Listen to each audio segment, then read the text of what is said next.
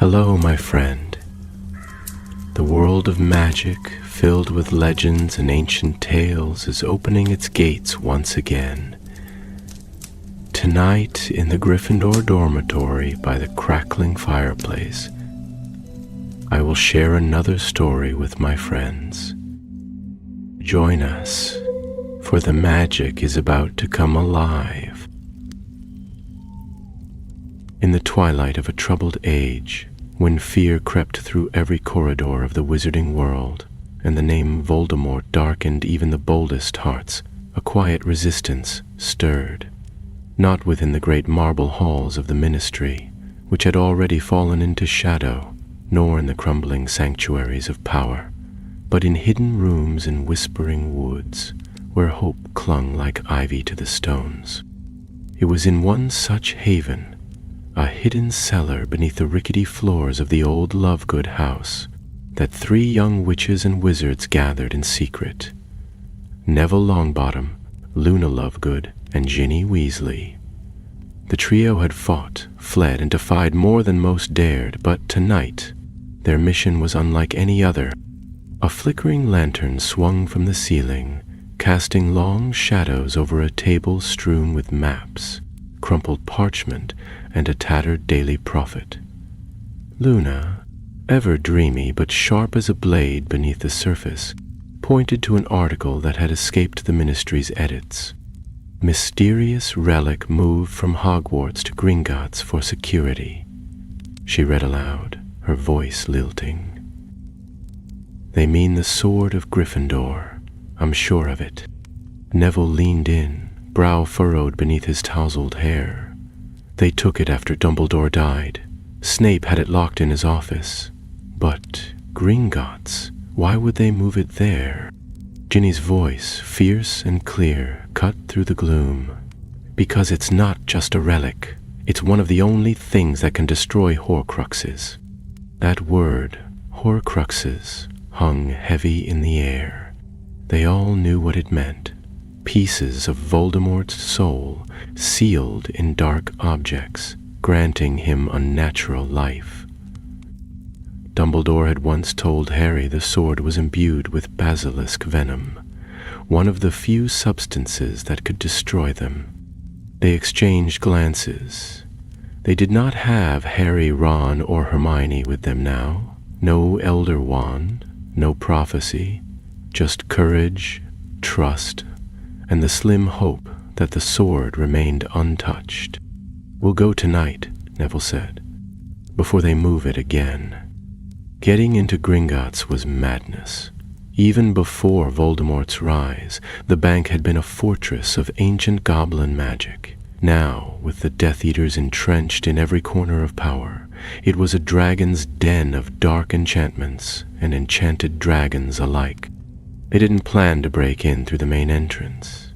Instead, Luna had discovered a hidden tunnel once used by goblin revolutionaries, long sealed off but still marked in obscure rune ink upon an old wandmaker's journal. The entrance lay in Nocturne Alley, behind a forgotten apothecary and sealed with a charm older than Hogwarts itself. They moved through the night in silence, cloaks drawn tight, Ginny's wand glowing faintly with lumos. At every turn, dark-robed figures prowled. The ministry's patrols, the snatchers, the black hounds of the Dark Lord's new order.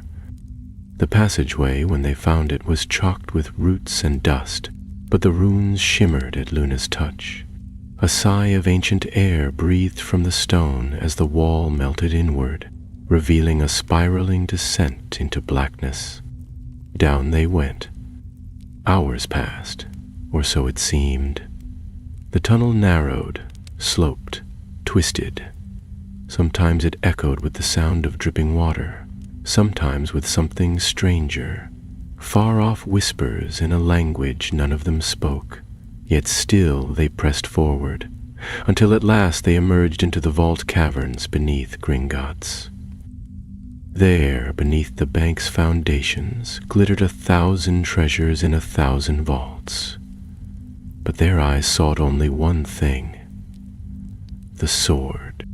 They found it sealed behind a wall of enchanted glass, guarded by curses and wards that shimmered like spider silk. It was as beautiful and fierce as legend told, the sword of Godric Gryffindor, gleaming with a crimson glow in the dark, its blade etched with ancient runes, the ruby in its hilt pulsing faintly like a heartbeat. "We'll need to disable the wards," Neville whispered, stepping forward. But before he could raise his wand, a sound rang out that froze them all.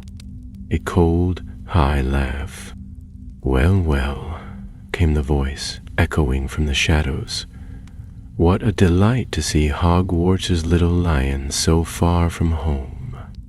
From the darkness, a figure emerged, robed in black, wand raised, pale face gleaming like bone. Voldemort.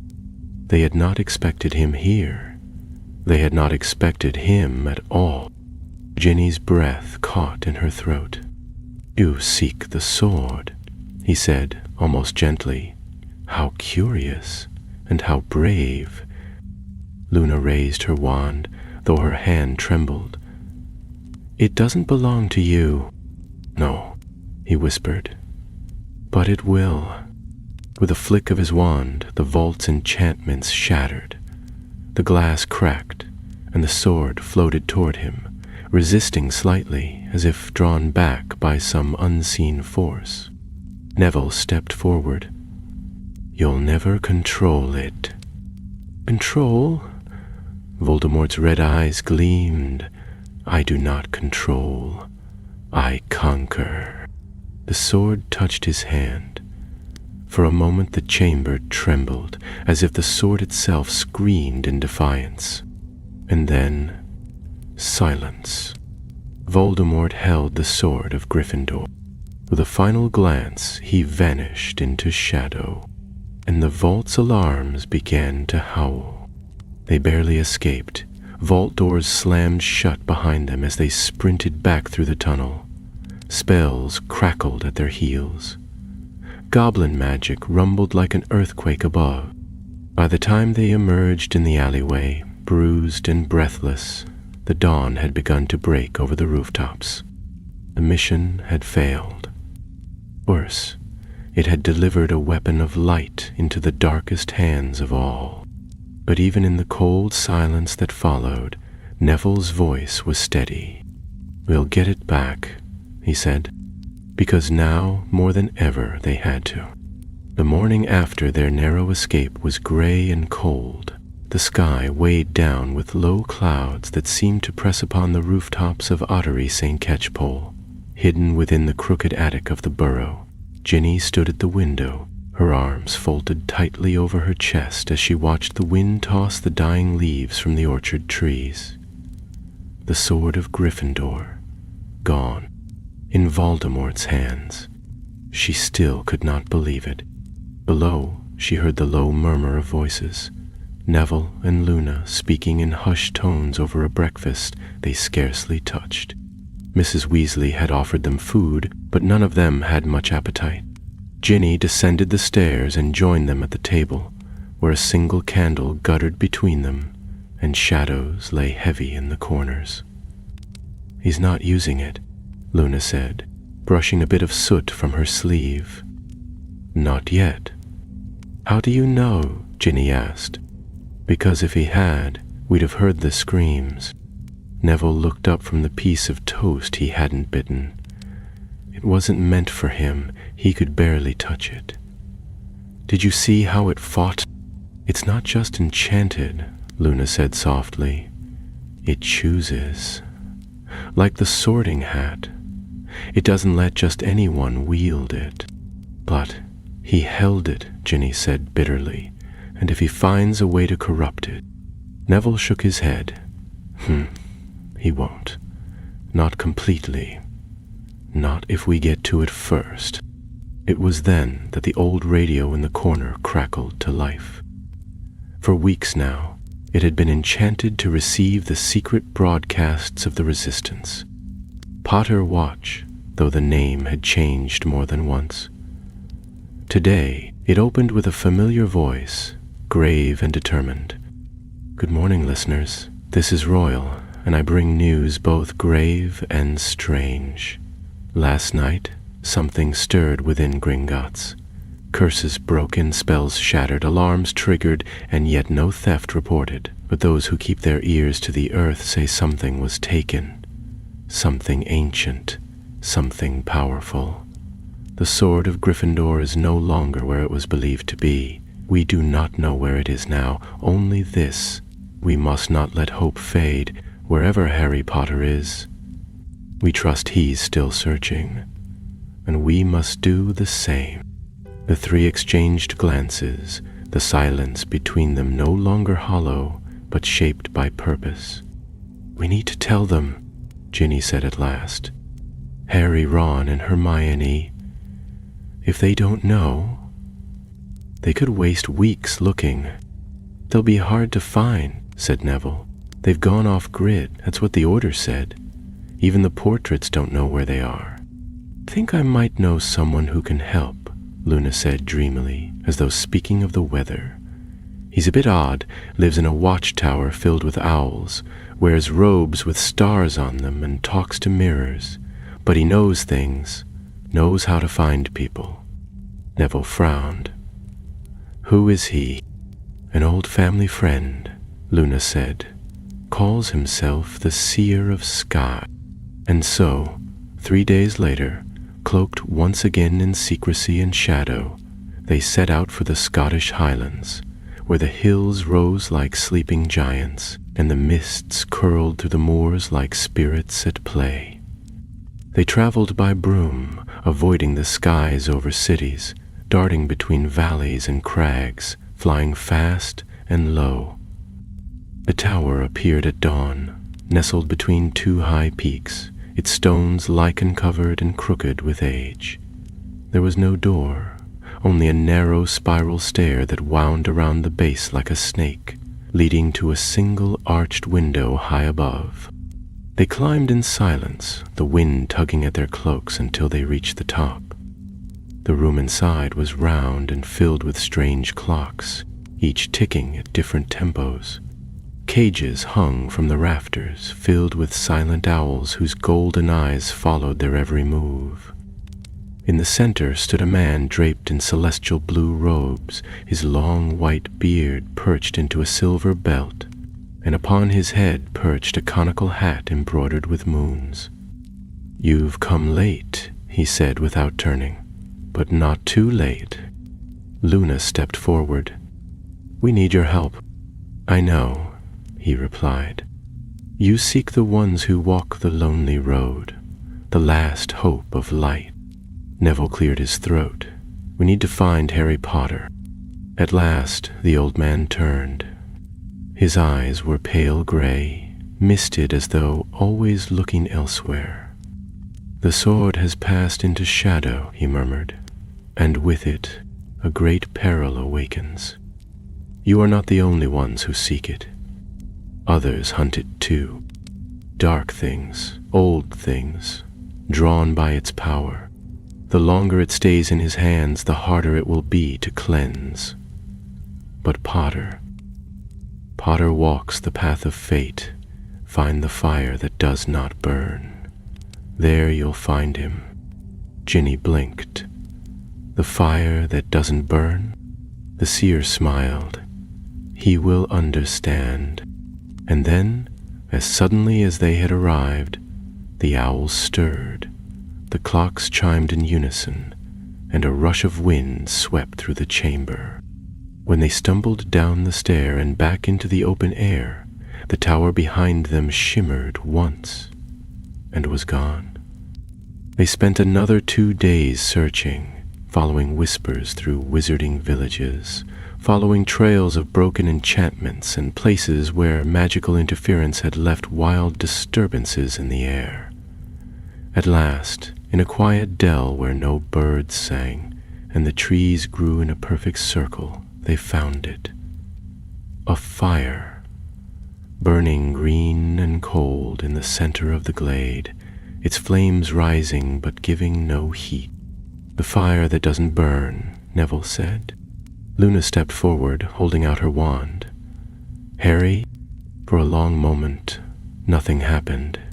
Then, slowly, the flames parted like curtains in a breeze, and from their center stepped 3 figures.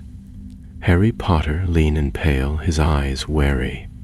Hermione Granger clutching a charmed bag close to her chest, and Ron Weasley looking weary but determined. "Ginny?" Harry said, voice catching as he took a step forward. "We found you," she said, stepping into his arms. And as they embraced, Luna looked over Harry's shoulder and whispered, "He has the sword." Harry went still. "What?" "Voldemort," Neville said grimly. "He has the sword of Gryffindor." Harry pulled back, the weight of that truth settling upon him. "Then we're out of time."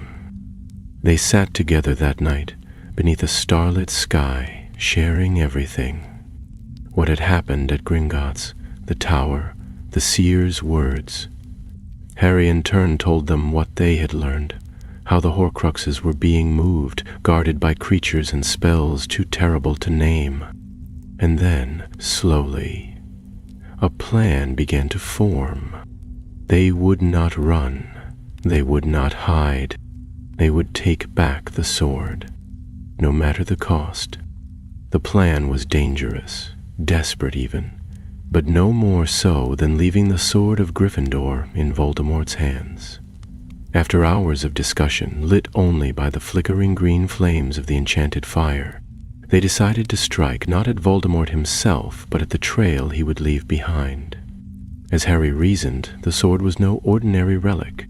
Even in dark hands it would resist full corruption, and if Voldemort meant to twist it into a weapon of his own, he would need time, ritual, and secrecy, none of which he possessed in abundance. Their best chance was to find where he had hidden the blade and seize it before he succeeded in tainting it beyond repair. Hermione had her doubts. "There's no guarantee he's even attempting to change the sword," she said as she pored over an ancient spellbook in the tent. "It might simply be bait." Harry shook his head. "No, he wouldn't have taken it himself if it was only bait. He wants it. He needs it. Maybe he doesn't know about the basilisk venom inside it, but he knows it's powerful, and that makes it dangerous to him." "Then why not destroy it?" Ron asked, glancing up from where he sat sharpening his wand with a small whetstone, a habit he'd picked up since they'd begun sleeping with one eye open. "If it's such a threat, why not chuck it in the sea and be done with it?" "Because it's not just power," said Neville. "It's pride. Voldemort doesn't destroy what he thinks he can control. He hoards, like a dragon." Luna nodded absently, her eyes following a beetle that glimmered faintly on the tent's canvas wall. "There's something else. I think the sword remembers who it belongs to. It might be trying to come back." Hermione closed the book with a soft thump. "Then we need to find where he's keeping it. We need to move fast."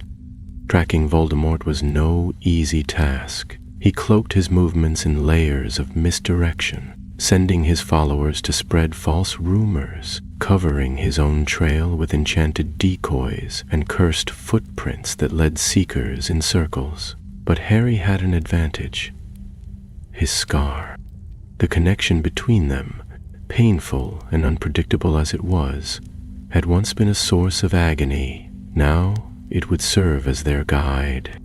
That night, Harry sat alone at the edge of the camp, his wand resting in his lap, eyes closed.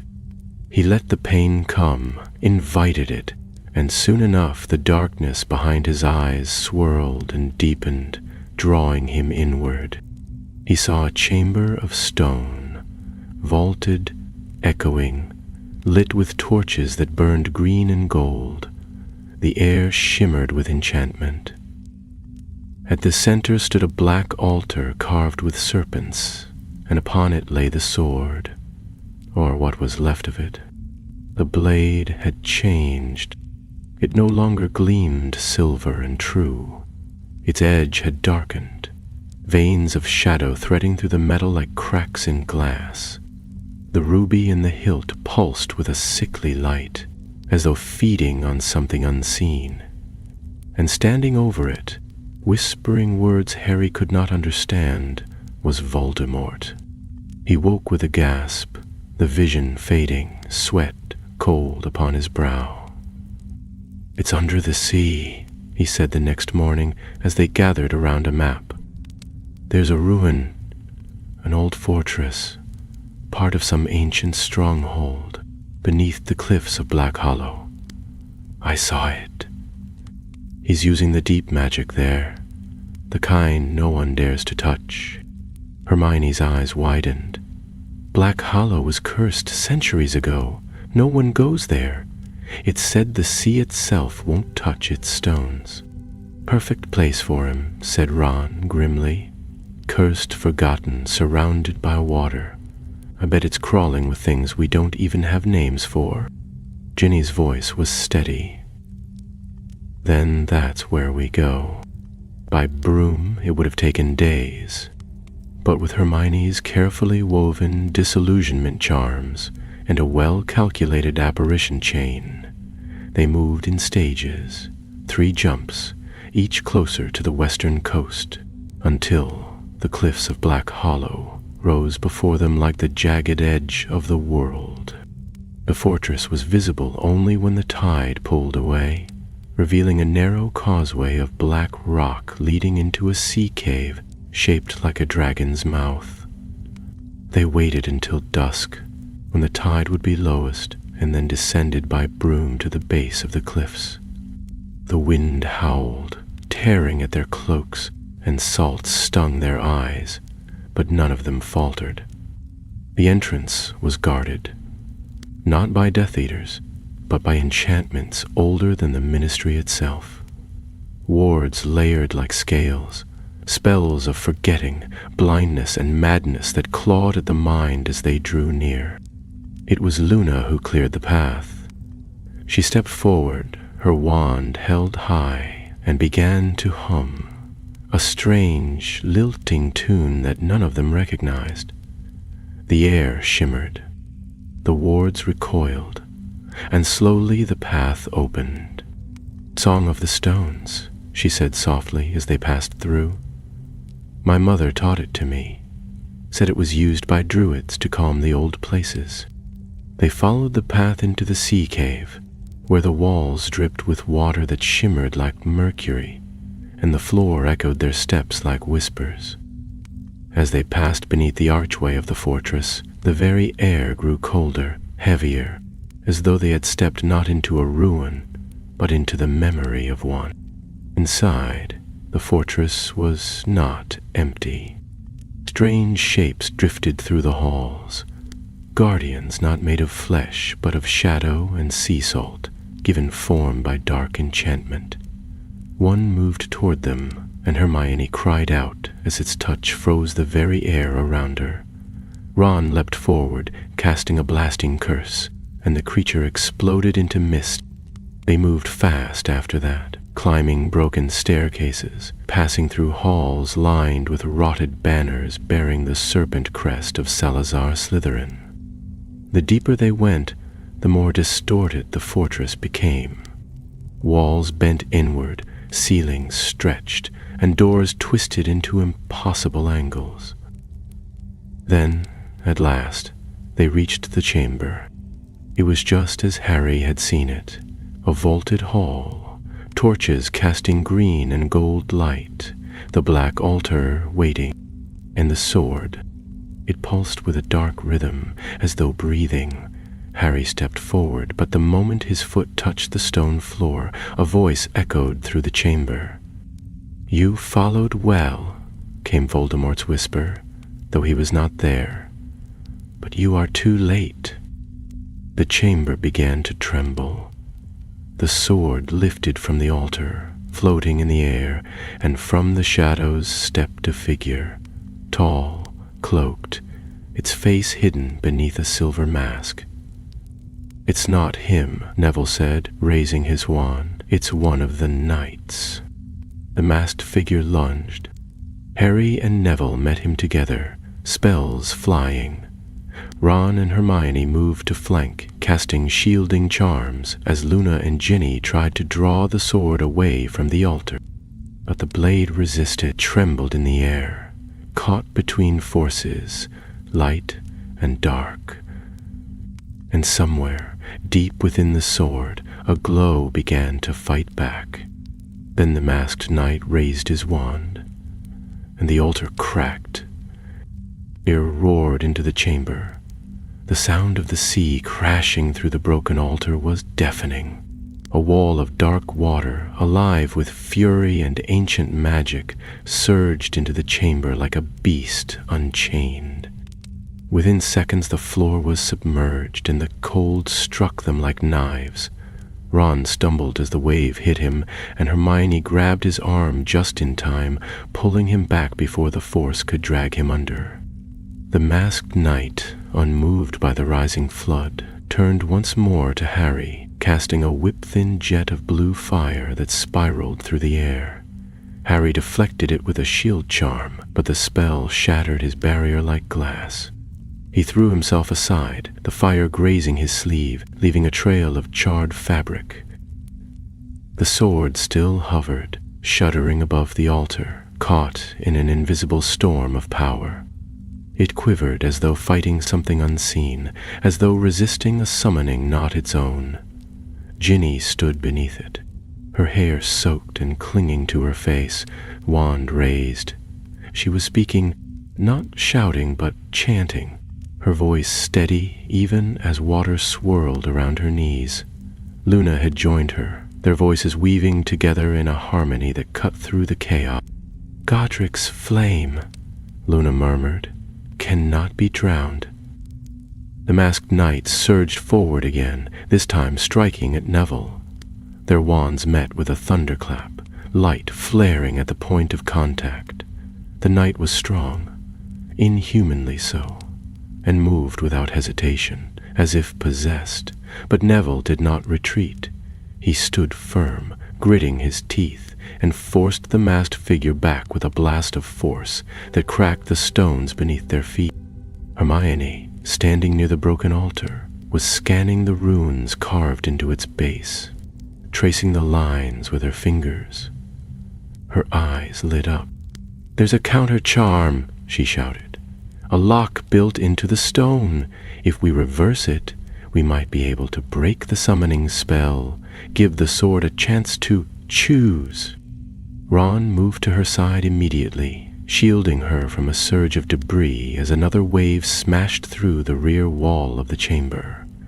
The fortress was collapsing. "We don't have time for might," he yelled over the roar. "We have to give it one," she snapped back. "Just hold them off." Harry turned his wand on the knight again, this time casting not a single spell, but a string of rapid enchantments. Blinding light, a concussive force, and a stunner, all in quick succession. The knight staggered, its mask cracking. Beneath it, just for a second, Harry saw pale skin and eyes devoid of anything human. The knight shrieked, not in pain, but in defiance, and charged. Then, in that moment of fury, the sword moved. With a sharp burst of light, it wrenched itself from the magic holding it, spinning in the air. Ginny and Luna's voices had risen to a crescendo, their spell complete, and the sword trembled violently. Sparks erupted along the blade. It hovered for one heartbeat more, and then flew straight into Neville's outstretched hand. The instant he caught it, a pulse of golden light surged from the blade, flooding the chamber, pushing back the water, the dark magic, even the masked knight, who screamed and was flung backwards as if struck by a hurricane. The ancient stone walls shook with the force of it. Neville stood in the center of the storm, the sword of Gryffindor glowing in his grasp, its true form restored. The dark veins vanished, the ruby gleamed pure, and for a brief moment all sound ceased. Then the chamber groaned, a terrible sound, deep and final, and a great fissure split the ceiling above them. "We have to get out," Hermione cried, already pulling Ron toward the stairway. Neville nodded, still holding the sword. "Go. I'll hold it back. Just get the others to safety." "No," Harry called. "We're not leaving you behind." But Luna had already begun casting a binding charm to seal the stairway long enough for their escape. Ginny grabbed Harry's hand, pulling him along, while the others scrambled through the collapsing ruins. Behind them, the masked knight, broken but not destroyed, rose again, its eyes now burning with rage. Neville turned to face it. This time, he did not flinch. He raised the sword, its point gleaming with promise, and when the knight struck, he met the blow with the full weight of the blade.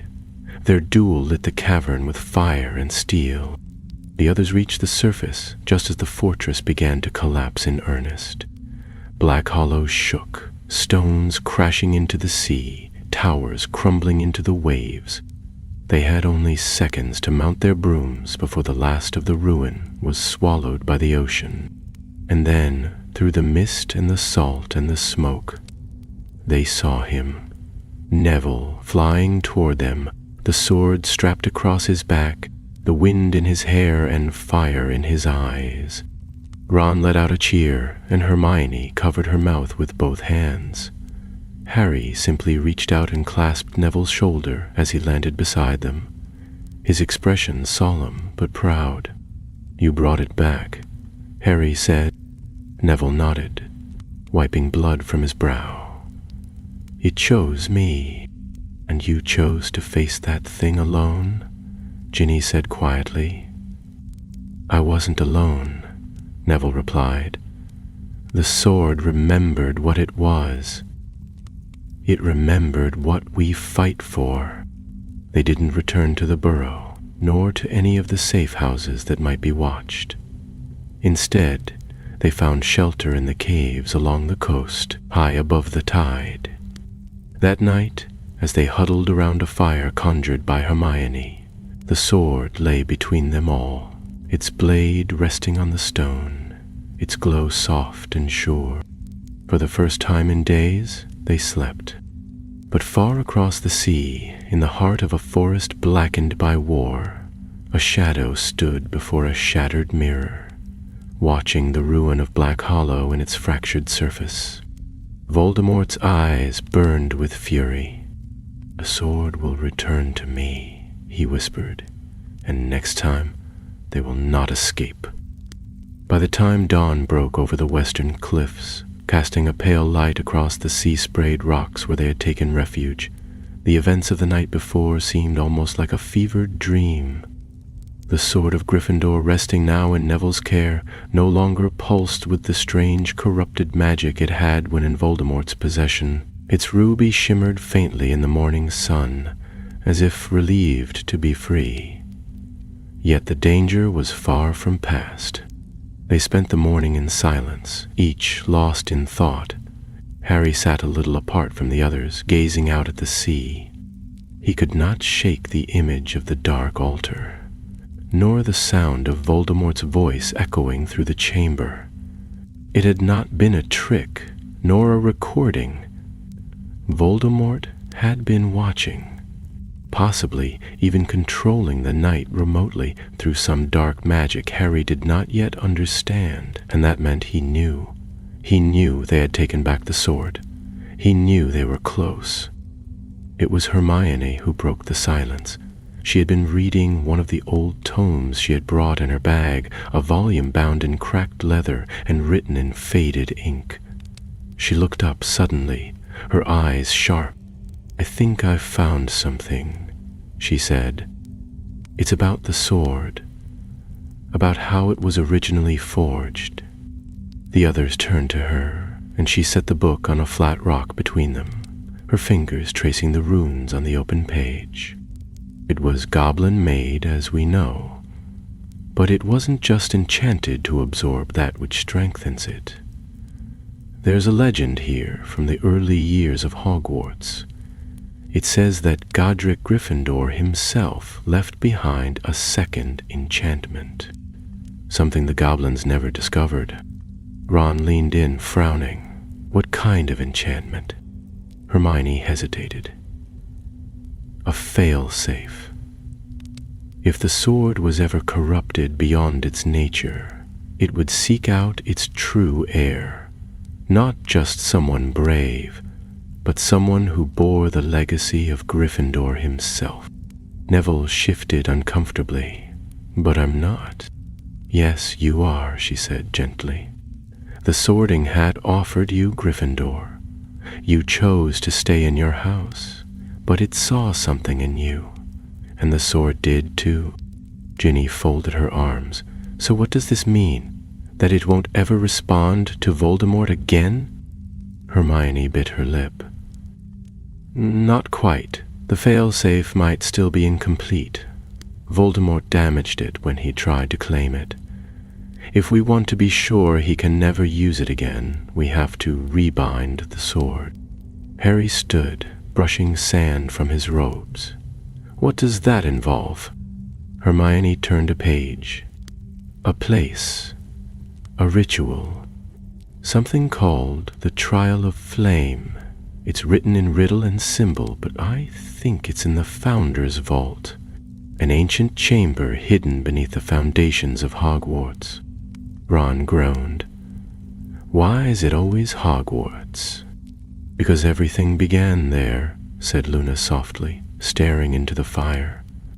The 4 founders built the school atop something far older, magic that even they didn't fully understand.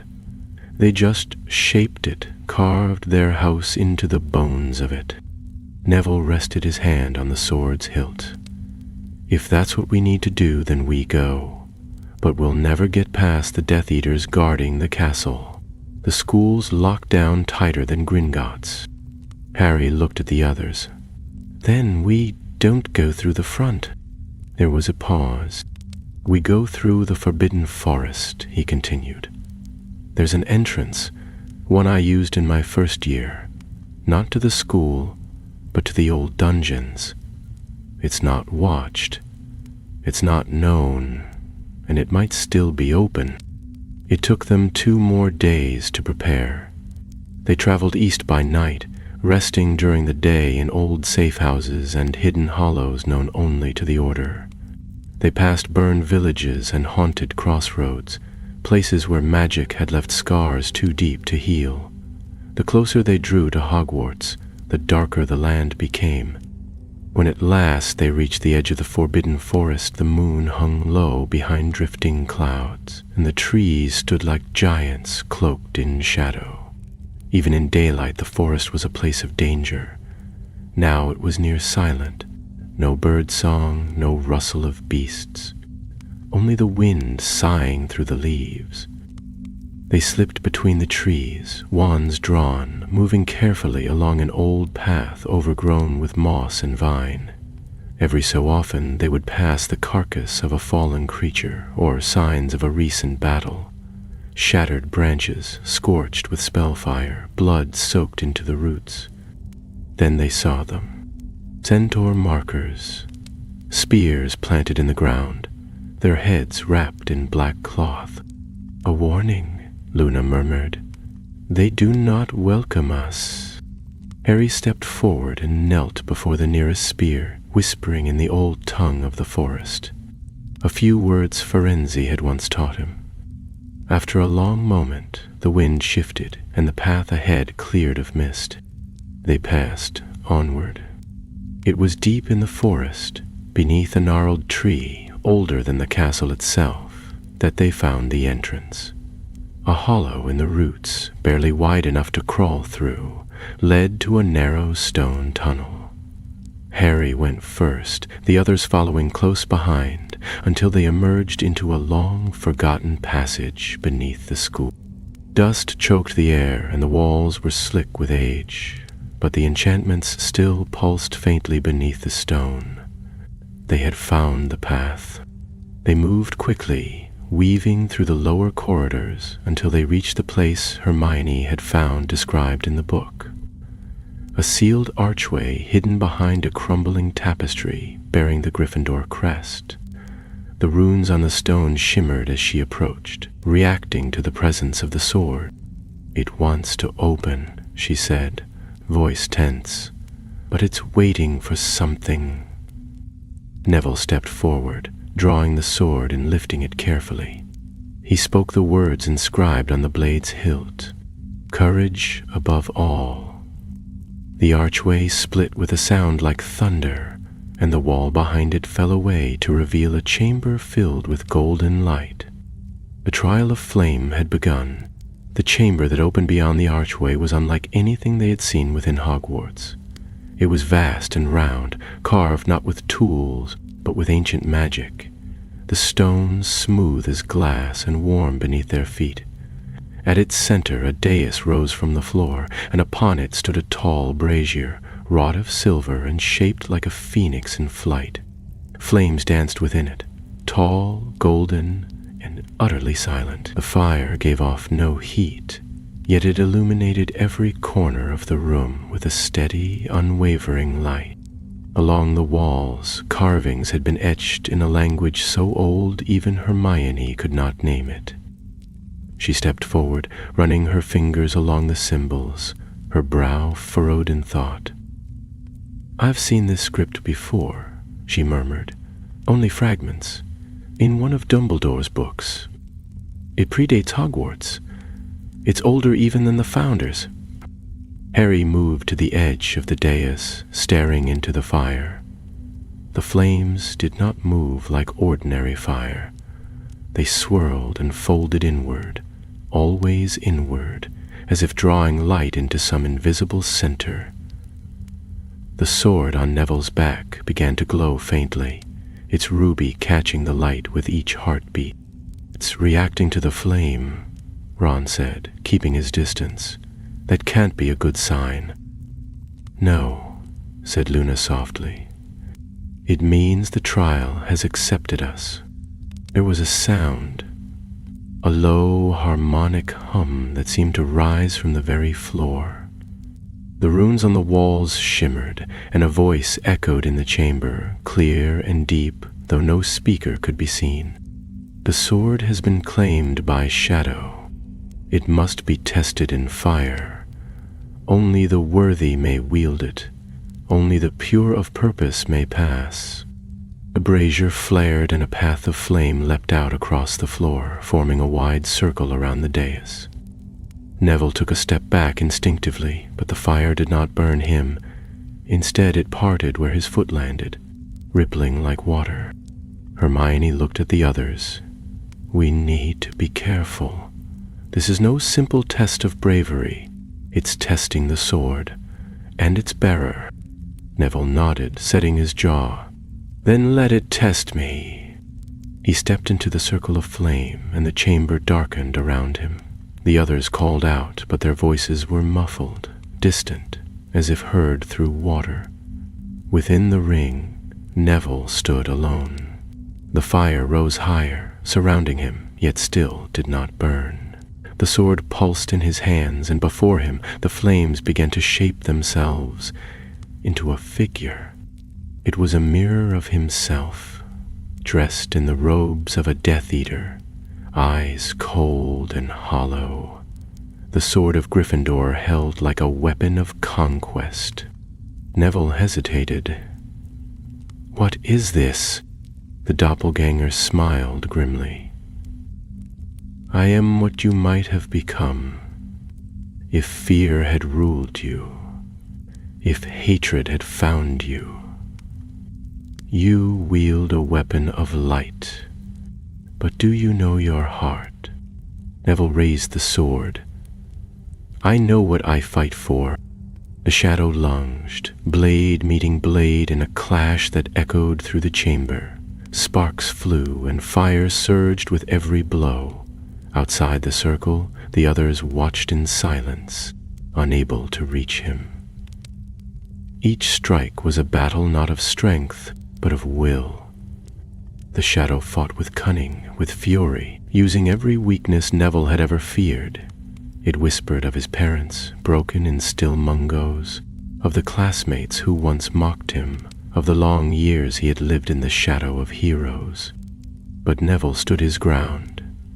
"I am not them," he said through gritted teeth, "but I fight beside them."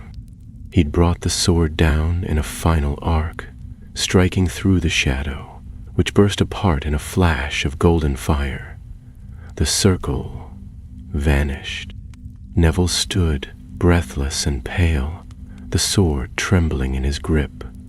The brazier's flames lowered, becoming still. The voice spoke again. "The sword remembers, the fire accepts, the bearer is true." Light burst from the ruby in the hilt, and the chamber trembled. The carvings on the wall glowed brightly before fading, and for a moment silence returned. Then the chamber began to change. The dais cracked down the middle, and from the stone rose a new pedestal, this one bearing a scroll sealed with a wax emblem, the crest of Godric Gryffindor. Hermione stepped forward and broke the seal carefully, her eyes scanning the parchment. "It's not a spell," she said slowly. "It's a map." Harry took it from her hands and held it to the light. The lines depicted corridors and staircases deep beneath Hogwarts, ones even the Marauder's map had never shown. At the bottom, marked in ink as red as blood, was a chamber simply named the Vault of the Founders. Luna leaned closer. "That's where he's going next." Harry looked up. "Voldemort?" "No," she said almost absently, "but the one who walks ahead of him, the one who seeks what the Dark Lord cannot understand." They left the chamber without speaking further, their path now lit not just by firelight, but by the sword itself. As they passed through the archway and back into the old tunnel, the entrance sealed behind them, leaving no trace. Back in the Forbidden Forest, the sun was just beginning to rise. The sky was stained with violet and silver, the air crisp and still. The moment they crossed the forest's edge, a sharp cry rang out overhead, and they looked up to see a hawk circling. It bore a message. Hermione reached up and took the scroll from its leg, her fingers trembling slightly as she opened it. "It's from Kingsley," she said after reading. "Gringotts was attacked last night, not by Death Eaters. Something worse." Ron frowned. "Worse how?" Hermione's voice was quiet. "The vault where Bellatrix kept her Horcrux, it's empty, and the goblins guarding it, they didn't die. They vanished." Harry felt the weight of the map in his hand grow heavier. Whatever awaited them in the Vault of the Founders, they were no longer the only ones seeking it. The wind whistled low through the eaves of the Forbidden Forest as they stood at its edge, the parchment map unfurled between them. The ink, though old, shimmered faintly in the morning light, revealing hidden passages and forgotten staircases that led deeper into the earth beneath Hogwarts. But even as Harry traced the twisting lines with his finger, his mind was fixed on Hermione's words. They didn't die, they vanished. It was not Death Eaters that haunted them now, nor even Voldemort himself, but something older, stranger. Harry could feel it in the way the trees bent toward the castle as if listening, in the way the shadows clung longer than they should have. Voldemort had enemies even he feared, forces that did not serve him, but waited for him to fail, to falter. The sword's theft had stirred more than anger. It had awakened something ancient. Hermione closed the scroll and tucked it into her enchanted bag, adjusting the strap across her shoulder. If the vault's real, it lies below even the Chamber of Secrets, beneath the castle's foundations. It said the founders created a final sanctum, a place where their knowledge and their most dangerous relics were hidden, sealed behind enchantments only their chosen heirs could break. Neville glanced at the sword, then at the others. So, what happens if Voldemort finds it first? Harry's voice was low. Then we lose more than the war. We lose everything. They moved swiftly and carefully, keeping to the shadows of the forest until they reached the base of the old boathouse cliff, a seldom used path that wrapped around the side of the mountain upon which Hogwarts stood.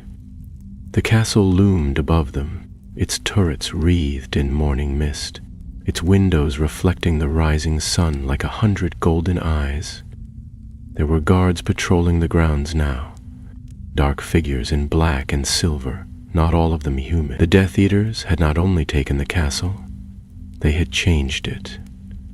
Wards of smoke and iron curled through the towers, and strange symbols had been etched into the stone near the gates. But Harry knew this school as few did. He had walked its halls under invisibility, crawled through its pipes, listened to its portraits, and spoken to its ghosts, and he knew there were paths even the Death Eaters could not find.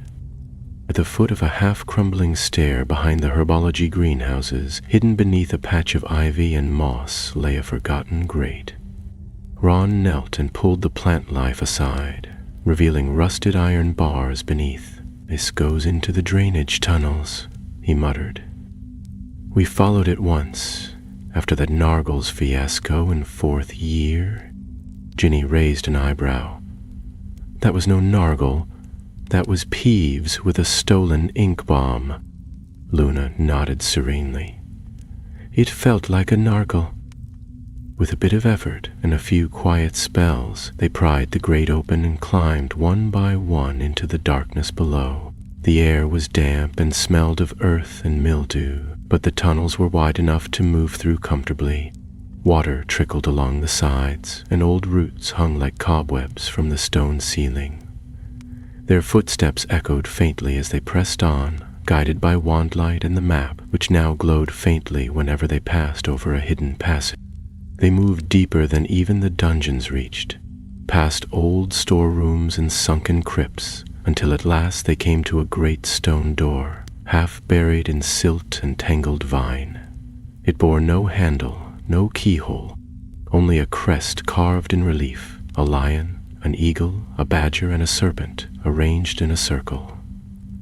In its center, 4 empty hollows. "Needs a key," Hermione murmured, brushing her hand over the symbols. "No, 4 keys, 1 for each house." Neville stepped forward, the sword of Gryffindor resting across his back. As he approached, the lion emblem began to glow softly. "This is mine." He pressed the sword into the hollow beneath the lion's head, and at once a deep hum filled the air. The stone shifted slightly, the first of the locks releasing with a muffled click. Luna, with her wand tipped in silver light, reached into her robes and drew out a long, slender feather. "Ravenclaw's wing," she said, placing it carefully into the next hollow. The eagle's eyes lit up, and the lock turned. Hermione looked uncertain, then slowly reached into her bag and withdrew a tiny pouch of soil. "My parents were both Muggle-born, but Professor Sprout gave me this, earth from the first greenhouse she ever taught in." She placed it in the hollow below the badger. The 3rd lock fell open. They turned to Ron, but he shook his head. "I've got nothing of Slytherin's." "No," said Harry quietly, "but I do." He reached beneath his cloak and pulled out a thin silver chain upon which hung a locket. The locket. They had thought it destroyed, and indeed the Horcrux within had been. But Harry had kept the casing, the original artifact, cleansed of its evil. He placed it into the final hollow, and the serpent's mouth split open. The door shuddered, then began to open, folding inward with the sound of stone grinding against stone. Beyond lay a chamber that pulsed with magic. It was vast and domed, its ceiling enchanted to reflect the sky above, though here it showed not stars, but swirling clouds of magic and memory. The floor was marked with the 4 symbols of the houses, but at the very center was a 5th, a shape unfamiliar, a spiral woven of silver and black. At its center stood a pedestal, and upon it rested a single item, a ring wrought of dark stone, set with a sliver of blood-red crystal. Hermione's breath caught in her throat. "That's not a relic of the Founders?" "No," said Harry, moving closer. "It's something else, something wrong." Before he could touch it, a voice rang out from the shadows. "Step back, Potter." They turned as one, wands raised.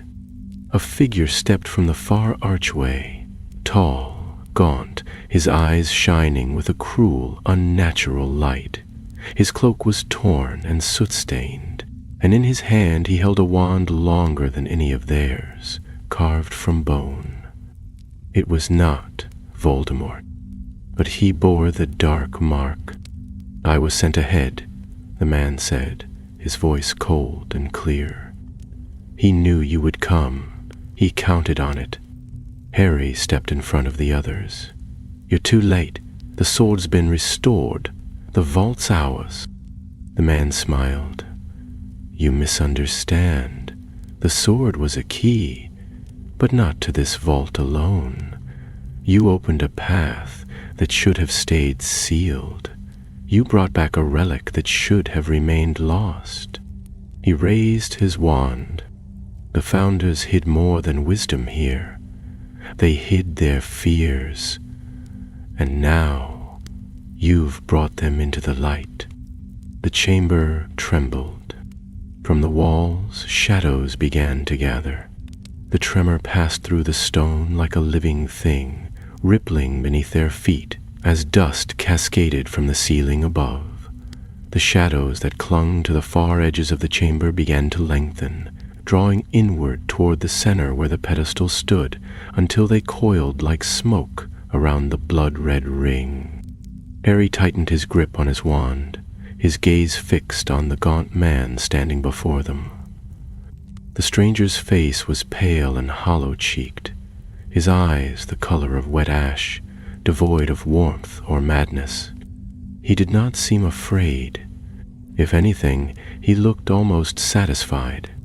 "You don't know what you've uncovered," the man said, his voice calm and steady as he moved a few steps closer. "This vault was not built to protect Hogwarts. It was built to contain what lies beneath it. The Founders were wise, but they were not free from fear. Some things even they could not destroy." Neville stepped forward, the sword of Gryffindor shining at his back. "Who are you?" The man tilted his head slightly. "I am called Morthane. I was once a seeker in the Department of Mysteries before it fell. I studied what others refused to name. When the Dark Lord rose again, he sought power in every corner of the magical world, but I sought what was beneath it." Luna stared at him with wide eyes. "You've been in the vault before." "Only once," Morthane said, "and only in part. The true chamber lies deeper still. The Founders built a seal above it, a puzzle of blood, flame, and memory. The sword was the first key, and now, thanks to your meddling, the second is awakening." He turned his wand not on them, but on the pedestal. With a wordless spell, he lifted the ring into the air, and the shadows recoiled, drawing back into the stone as if bound. The red crystal flickered faintly, and for a moment Harry felt something stir behind his eyes, a pressure, like a door cracking open in his mind.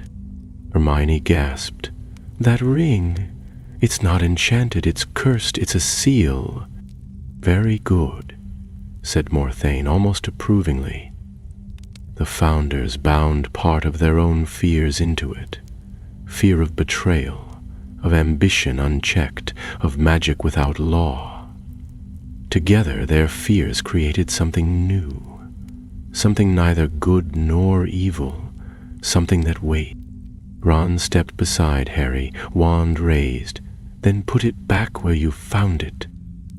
Morthane's expression did not change. I can't.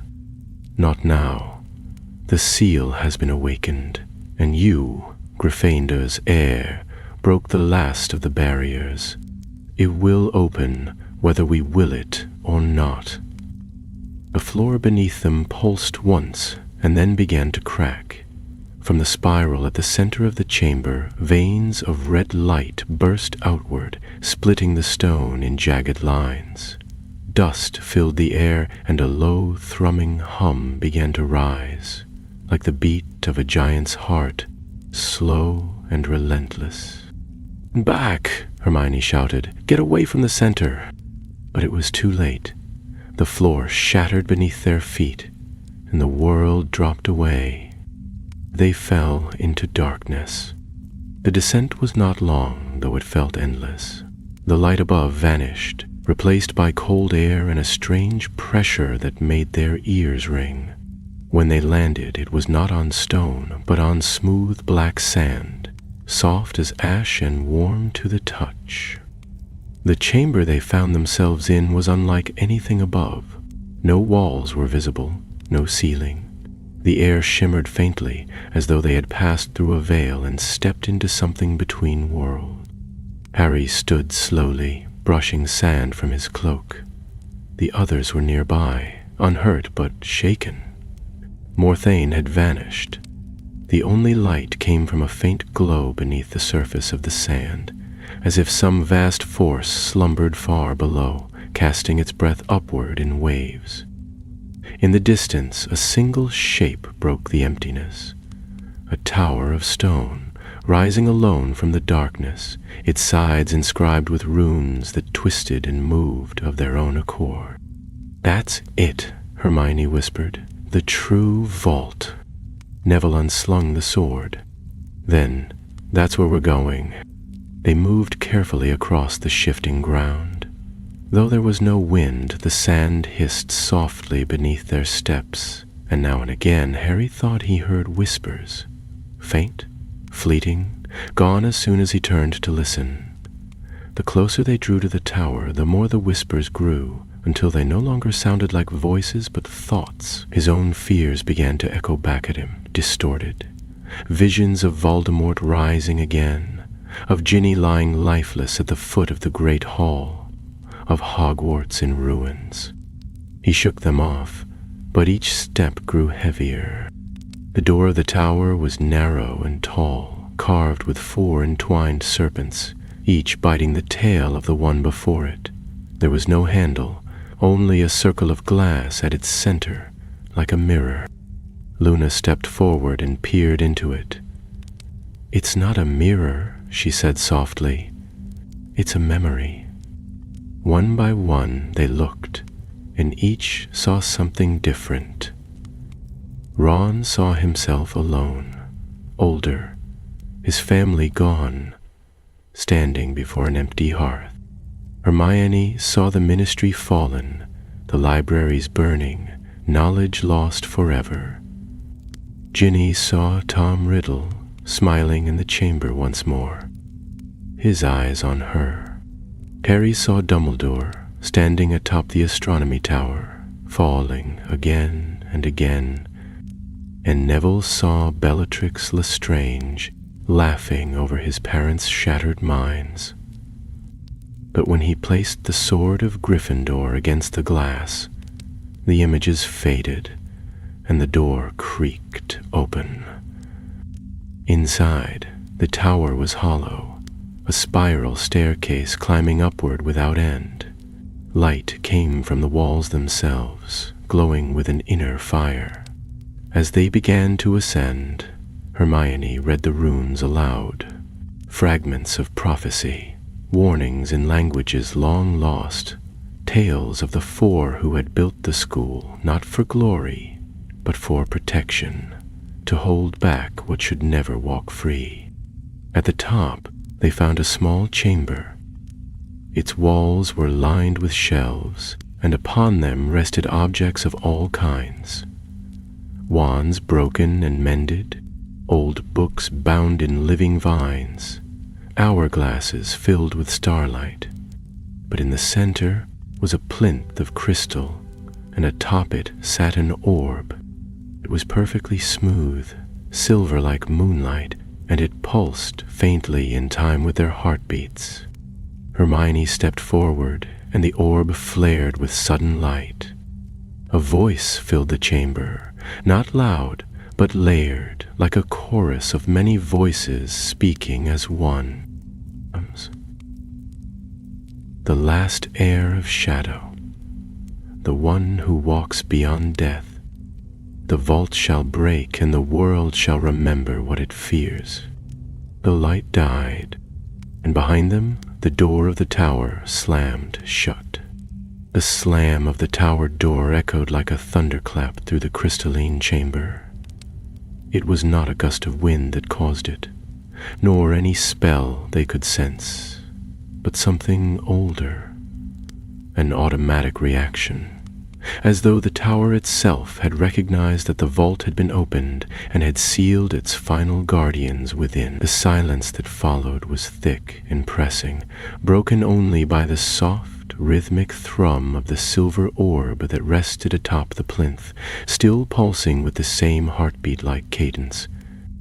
Harry moved slowly toward the door and tested it with his wand, casting unlocking charms and even a mild blasting curse. But the ancient stone remained unmoved.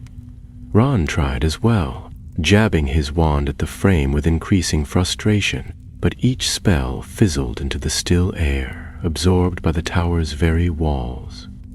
"It won't open from here," Hermione said at last, her eyes still fixed on the orb. "This is the center, the fulcrum of everything they hid. The door is sealed by prophecy now, not magic." Ginny walked a slow circle around the crystal plinth, eyeing the orb warily. "It said someone is coming, someone who walks beyond death." Neville, who had been standing silently with the sword resting against his shoulder, finally spoke. "It's Voldemort. It has to be. He split his soul to avoid death. He's already beyond it." Harry shook his head. "Maybe. But the voice didn't say has. It said shall. It's talking about something else. Someone else. Something that isn't here yet." Luna crouched near the floor, brushing her hand along the crystalline surface beneath their feet, where lines of light pulsed outward from the plinth in delicate patterns. "This place isn't just a vault. It's a web. The orb is the center, but the strands reach beyond this chamber. They go deep, maybe across the whole of Hogwarts. The castle must still be listening." Hermione, still examining the orb, opened her bag and pulled out a narrow brass rod, something she had fashioned herself weeks earlier for deciphering magical auras. She passed it slowly around the orb, and as she did, thin streams of silver mist began to rise, forming shapes in the air, first abstract, then familiar. A forest, a tower, a lake, a castle broken and aflame. The last image hovered longer than the rest. The silhouette of a tall man draped in shadows, his features obscured, but his wand alight with a flame that burned green and violet both. Harry stared at the image, the hair on the back of his neck rising. "That's not Voldemort." "No," said Luna quietly. "That's older, much older." Before any of them could speak again, the orb flashed brightly, and a ripple of sound filled the air.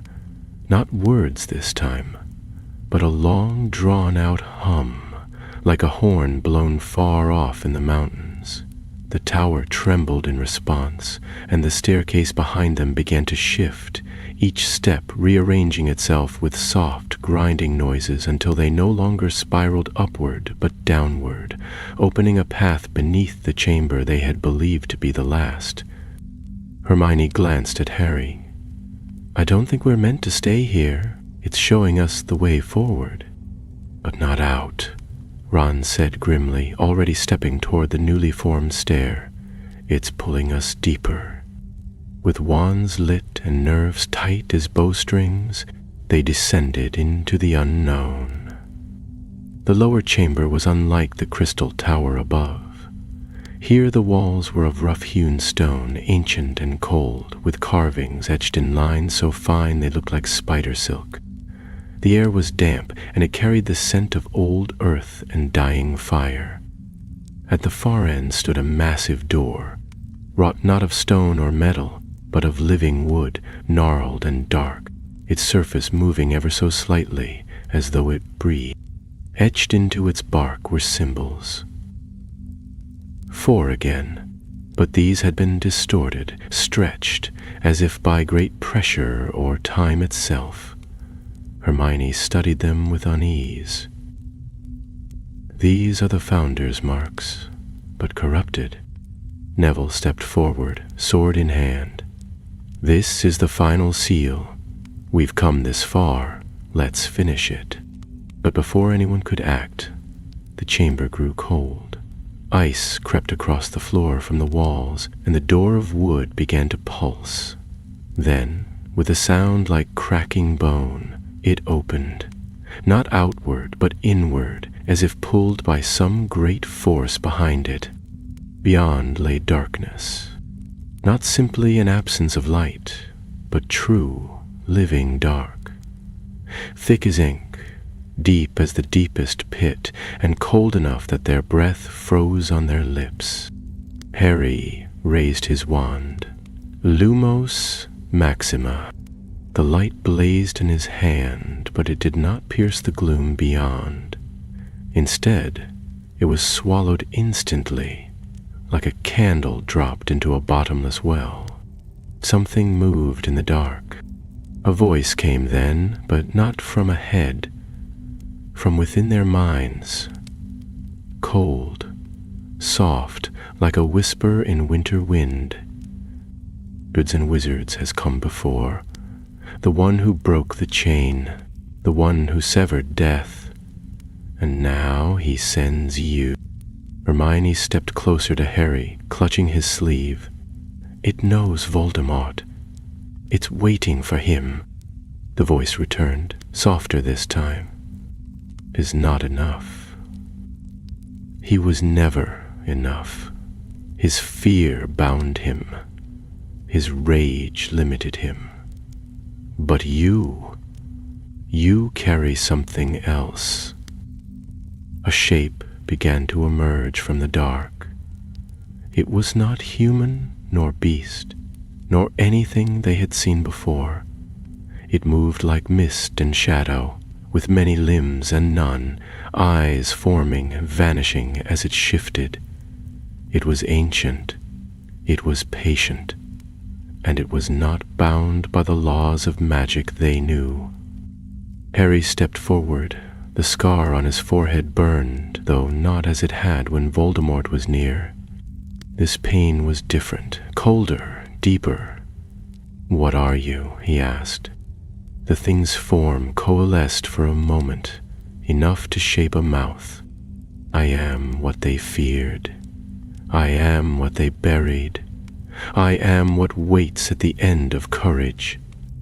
Neville stepped forward, the sword raised, its edge glowing faintly red in the gloom. "Then we're not afraid. Not anymore." The creature recoiled slightly, hissing. Its many voices spoke at once. "The blade remembers. The flame endures. But the gate has opened, and he is already within." From the shadows, a second figure appeared. Voldemort. He stood taller than before, his robes torn from some unseen conflict, his face gaunt, but his eyes gleamed with triumph. In his hand he held something new, a wand not of yew but of iron and bone, pulsing with power. "I followed you here," he said quietly. "I let you open the path, and now I claim what lies beyond." Before Harry could speak, Voldemort raised the wand, and the world shattered. The moment Voldemort raised the wand, a blast of force tore through the chamber, shaking the walls and splintering the black stone beneath their feet. The creature of shadow reared back, not in pain, but in recognition, as though it knew the magic Voldemort wielded and welcomed it.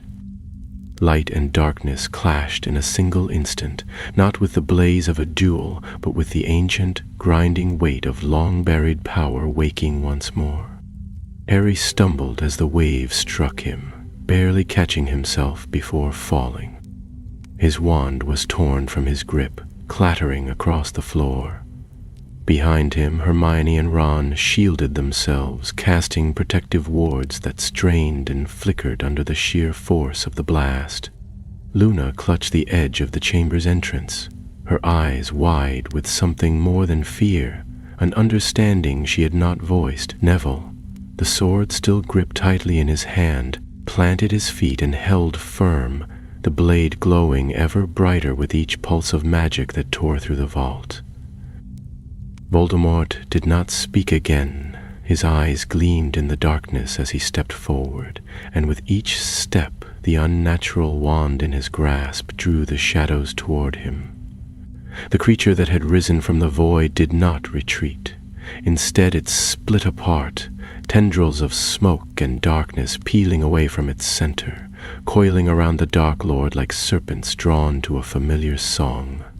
He welcomed it, even as the air grew colder, even as the vault seemed to groan under the Harry lunged for his wand, but Voldemort was faster. With a flick of his new wand, he sent a shock of violet fire streaking toward him.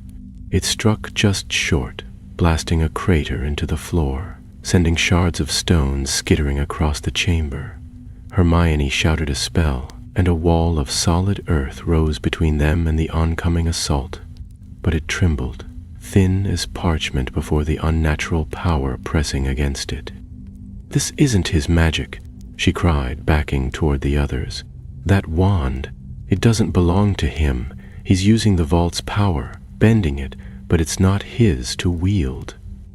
He shouted back, drawing her voice slowly and lower till she made little, littering spots on the pavement.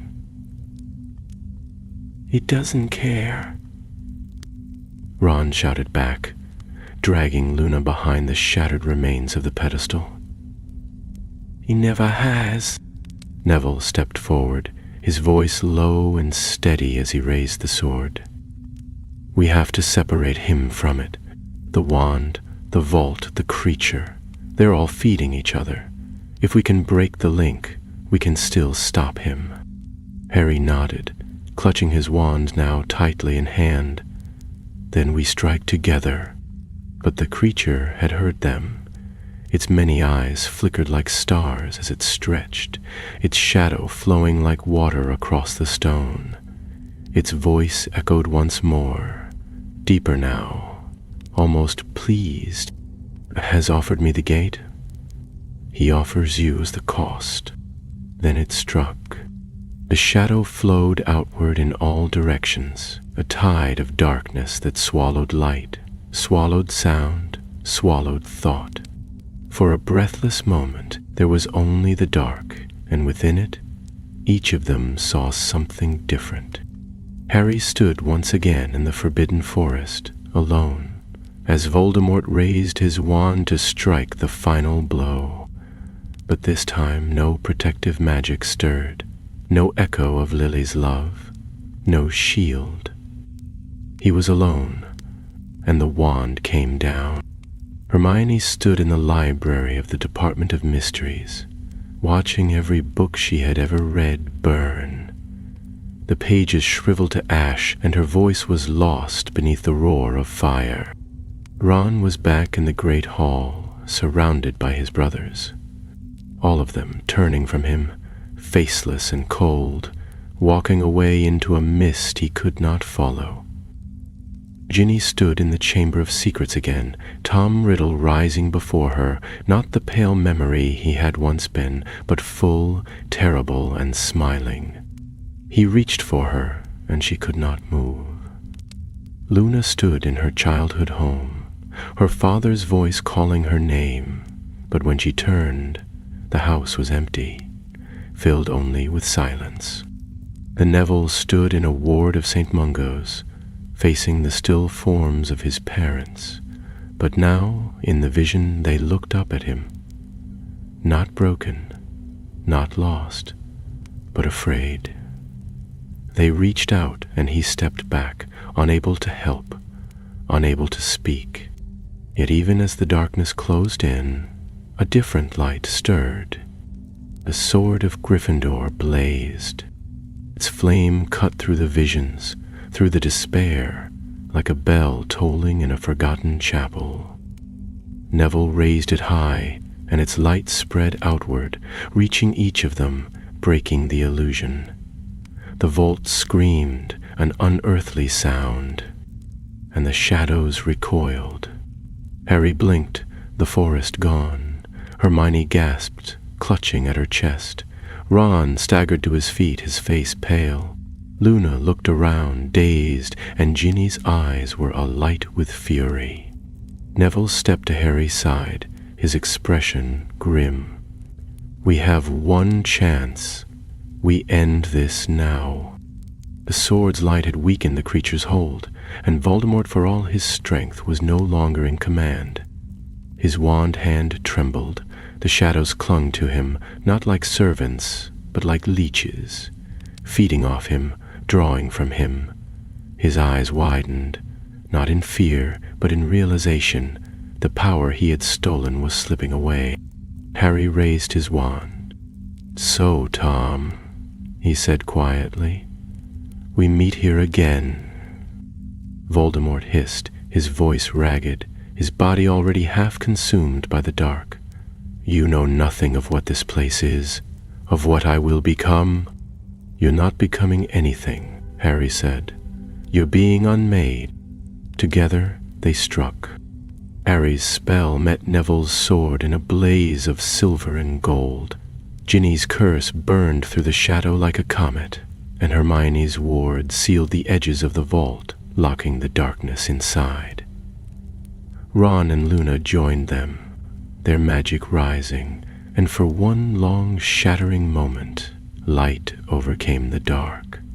The vault cracked, the creature screamed, and Voldemort vanished.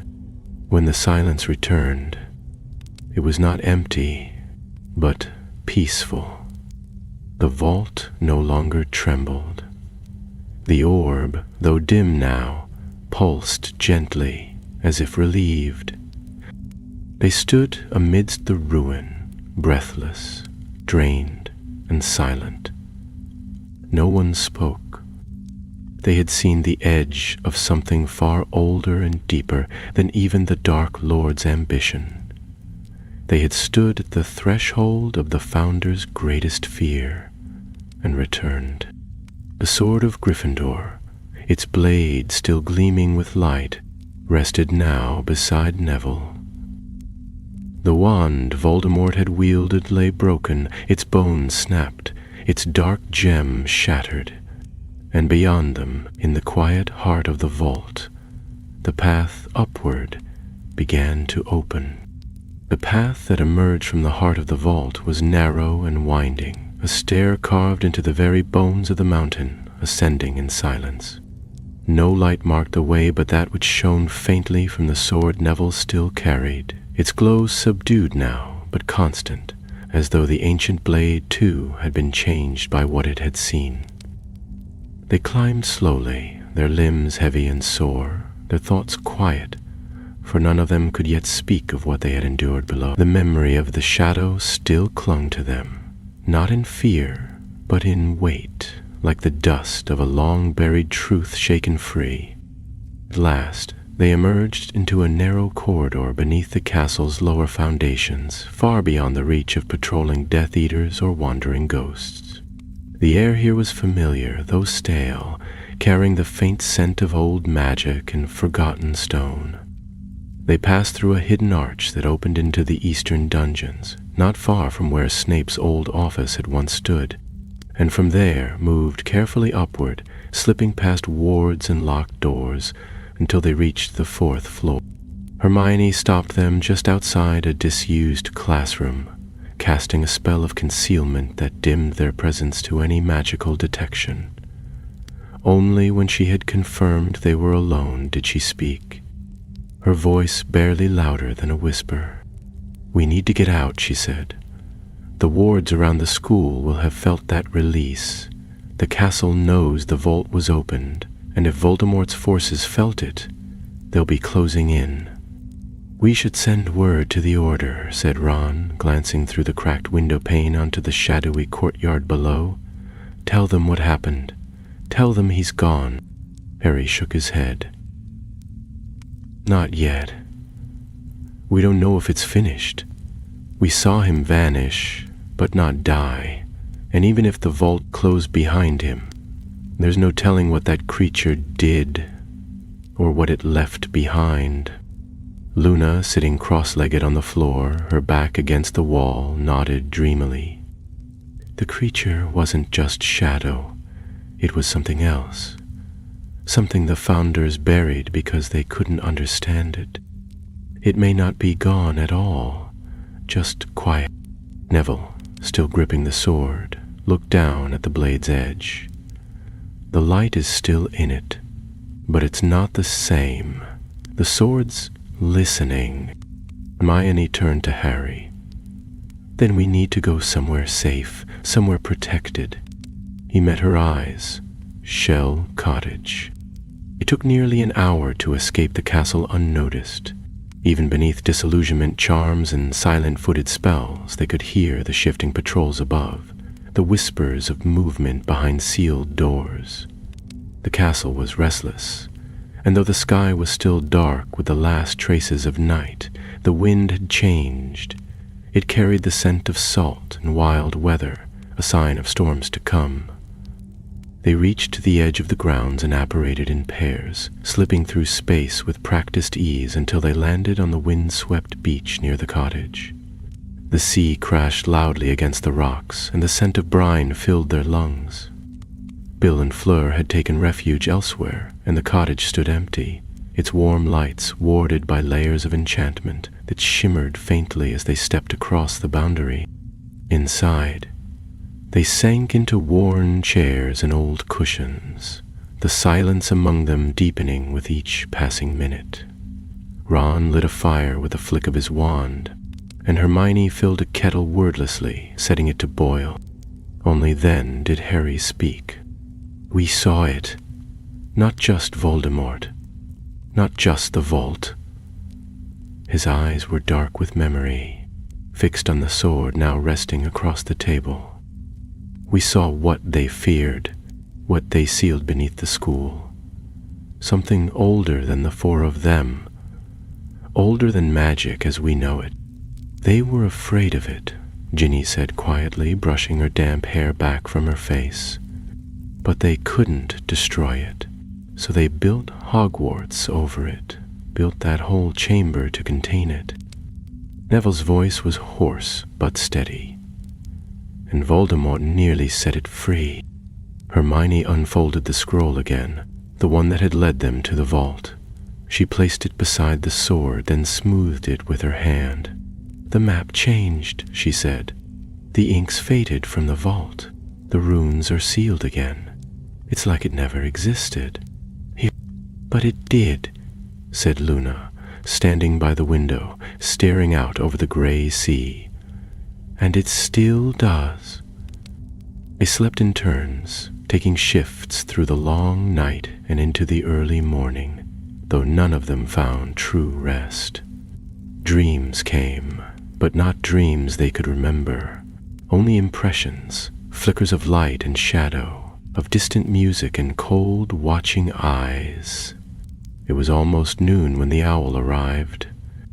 It bore no seal, but the parchment it carried was heavy, dusted with soot and folded with precision.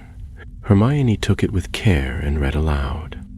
To the bearers of the sword and the light, you are not unknown to us.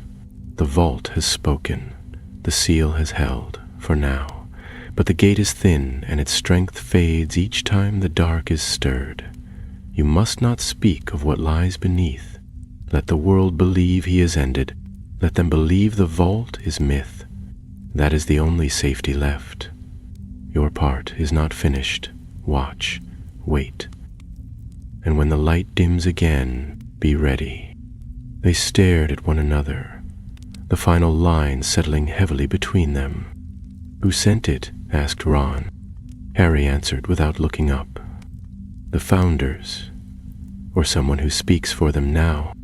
For a long while they said nothing. At last, Ginny reached across the table and picked up the sword. The blade still gleamed faintly, but it no longer pulsed with power. It was not asleep, but waiting. Neville reached for it, and together they placed it back into the scabbard he had worn since the beginning of their journey. "It's over," he said. "No," said Harry, with quiet certainty. "It's only begun." For the next few days, Shell Cottage became a haven carved from the storm. Word trickled in slowly from the scattered remnants of the Order. Kingsley, now in hiding once more, had confirmed that Death Eater patrols had fallen into confusion following the disturbance at Hogwarts. There had been sightings of Voldemort in multiple places across the country, yet no two reports aligned. In some, he appeared more spectre than man. In others, he seemed diminished, veiled by cloaks and fire, no longer leading but moving alone. Whatever had occurred in the vault had not destroyed him, but it had changed him. Though the world above whispered of victory, of an end to the war with the fall of the Dark Lord, those gathered in Shell Cottage knew better. Voldemort had not died in the vault. He had been taken, or perhaps he had given himself over. Either way, the vault had not released him back into the world unmarked. Harry stood often on the cliffside, the wind tugging at his robes, watching the sea crash far below. The scar on his forehead, which once flared like a beacon when Voldemort drew near, remained still. Not dead, not severed, but quiet, as though Voldemort's presence had slipped from the world of the living into some place that defied the bounds of life and death. Harry could feel him still, distant, obscured like a storm brewing beyond the horizon, invisible, yet inevitable. Neville remained close to the sword, never letting it stray far from reach. Though the blade no longer glowed as it had in the depths of the vault, it seemed to watch, to listen, and Neville had taken to speaking softly to it when no one else was near, as though the steel might offer some reassurance the rest of them could not. Hermione, always restless in moments of waiting, had begun compiling every scrap of knowledge she could find relating to the Founders, the vault, and the strange force they had encountered. Most of the material was vague, legend layered over half-truth, distorted by time and fear. There were mentions of a fifth sigil hidden beneath the halls of learning, of a door carved from shadow, and of a flame that burned backward in time. But the stories agreed on only one thing. The Founders had sealed something ancient beneath Hogwarts, something that predated their magic, and which had no name spoken in living memory. Luna, too, had grown quiet. She spent hours walking the beach alone, gathering sea glass and listening to the tide.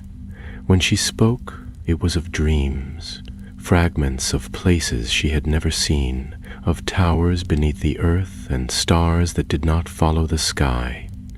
Once, she claimed to have heard a voice in the wind, the same voice that had spoken to them in the vault, though she could not recall what it had said. Ron, perhaps more than the others, tried to keep the mood from turning too grim. He charmed the kettle to hum songs while it boiled, taught Neville a series of ridiculous wizarding card games, and tried, unsuccessfully, to bake treacle tart in the ancient oven. But even he carried the weight of what they had seen, and more than once Harry caught him standing in the doorway late at night, gazing toward the sea with his jaw clenched tight. On the 5th morning, an owl arrived bearing the crest of Hogwarts. It was not the official seal of the headmaster's office, but rather the mark of the castle itself, a sign that it had sent the message of its own accord through the deeper magics that still pulsed through its stones. Hermione took the scroll with a trembling hand, and as she unrolled it, her eyes scanned the delicate script with growing urgency. "It's calling us back," she said quietly. "The castle. It knows what we did, and it wants us to return." "The castle wants us?" Ron asked, incredulous. "Since when does it do that?" "Since always," said Luna, "but only for those who listen." Harry nodded. "It's not just a place. Hogwarts was built to protect what was hidden beneath it. Now that the vault's been breached, it wants to make sure it's protected again." Ginny looked from one to the other. "But how? The Death Eaters still hold parts of the school. Even if Voldemort's gone, or whatever he is now, the rest of them won't just give it up." "They won't have a choice," said Hermione, "because Hogwarts isn't just calling us, it's waking up." The next day they returned. They approached not from the gates, nor by the old secret paths they had used before, but from the air. Mounted on broomsticks charmed for silence, they flew over the edge of the forbidden forest, across the Black Lake, and toward the northern towers just before dawn. The castle loomed like a sleeping giant, its spires touched with morning mist, its great windows empty and watching.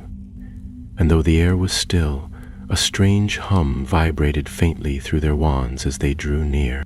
They landed near the owlry, slipping in through the high window of an unused roost. The moment they stepped onto the stones of the upper tower, a deep sound resonated through the walls. Not a chime or a voice, but a kind of pulse, like the steady beat of a drum buried deep within the mountain. "It's awake," said Luna, her voice barely above a whisper. The corridors below were empty, eerily so.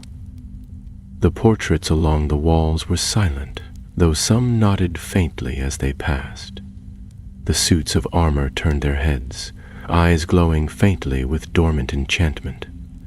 Every stone they stepped upon seemed to remember them, to shift slightly beneath their feet, as though the castle were moving itself into place. As they descended toward the main hall, they passed signs of battle. Walls scorched with fire spells, broken banisters, floors stained where duels had ended in blood. But no enemy came forth to meet them. No Death Eaters, no curses, only the sound of the castle's breath. At last they entered the great hall. It had changed. The long tables were gone, the house banners had vanished. In their place stood 4 stone pillars, each bearing a crest, lion, eagle, badger, and serpent. And in the center, a 5th column newly risen from the floor, unmarked but radiant with a silver light. The Sorting Hat sat upon the 5th pillar, quiet and still. Hermione approached slowly. "It's not just calling us, it's gathering the heirs." A light began to rise from the pillars.